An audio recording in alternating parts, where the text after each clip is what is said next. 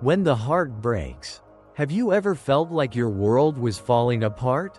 Like the very center of your being had been shattered into pieces.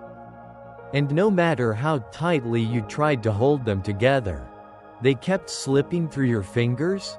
Emma did. She was a young woman who loved deeply, trusted fully, and dreamed boldly.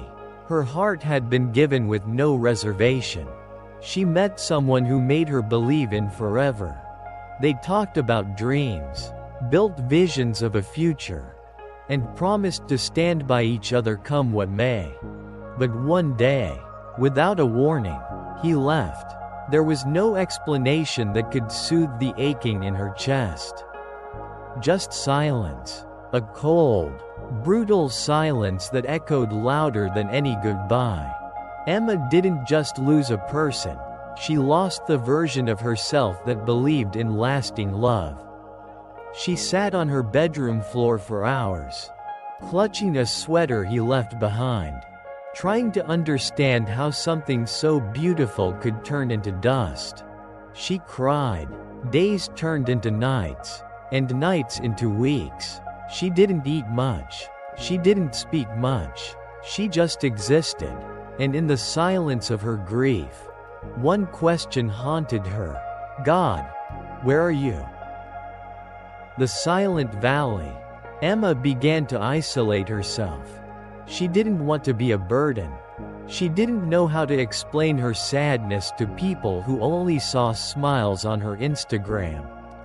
She couldn't tell them that her heart felt like glass, cracked, fragile, and ready to break again with the slightest touch. She went to church, but even worship songs sounded distant.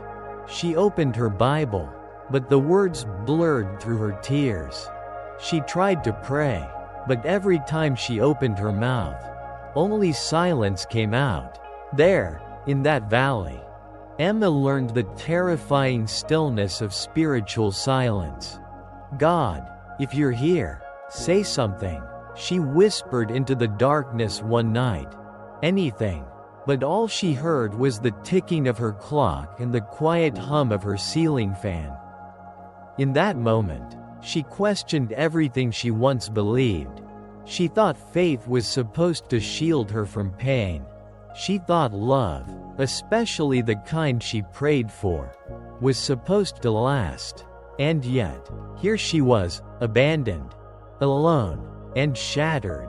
What she didn't know, what her heart couldn't yet understand, was that God does his deepest healing in the silence.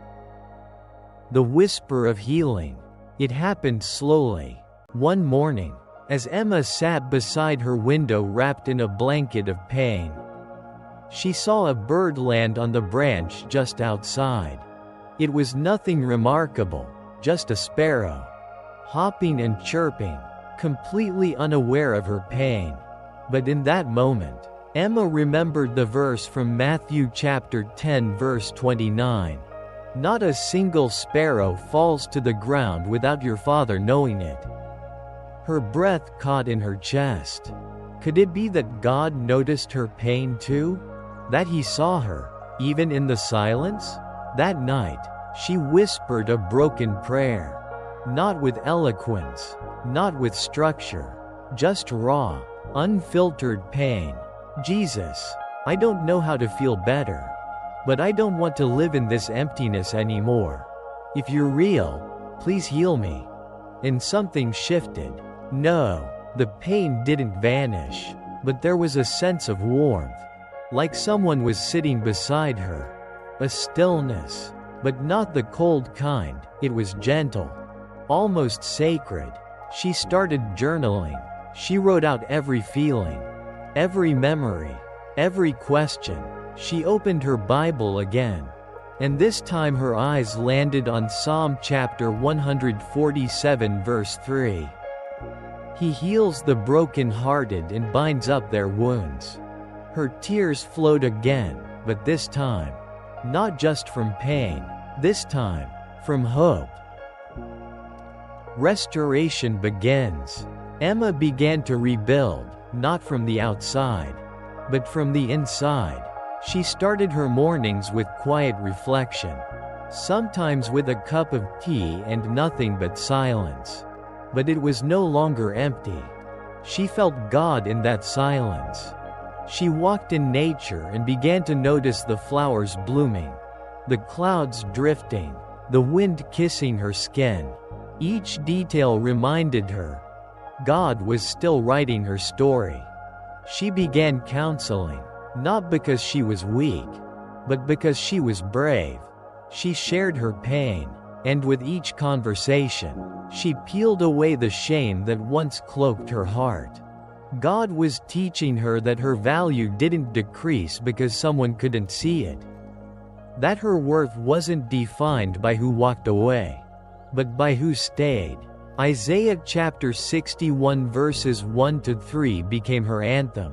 He has sent me to bind up the brokenhearted, to comfort all who mourn, to bestow on them a crown of beauty instead of ashes. Emma was still healing. Some days were harder than others. But she was no longer bleeding, she was blooming. You are not alone. Maybe today, you are Emma. Maybe your heart is carrying more than it was meant to. Maybe your pillow knows your tears better than your closest friend. Maybe you're wondering if God even notices you anymore. Let me remind you, He does. He counts every tear you cry. He understands every ache. He collects every broken piece and holds them gently until you're ready to see the masterpiece He is creating from your pain. Healing is not instant, but healing is coming. Don't rush it. Don't shame it. Let God do what only He can do. Let Him whisper hope into your brokenness.